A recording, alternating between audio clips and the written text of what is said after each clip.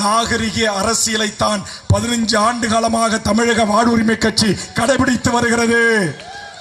அதை எதிர்காலத்தில் என் அருமை தம்பி ஐயப்பன் அவர்களும் கடைபிடிப்பார்.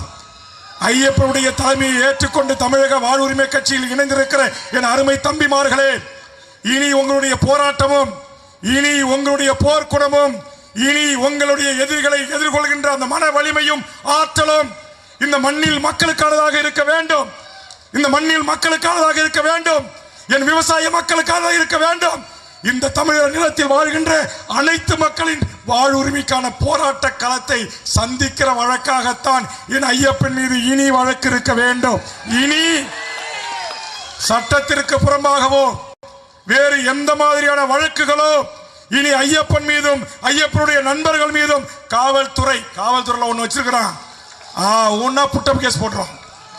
அந்த புட்டப்பு எட்டப்பன் வேலையெல்லாம் எங்க கிட்ட இனி கூடாது.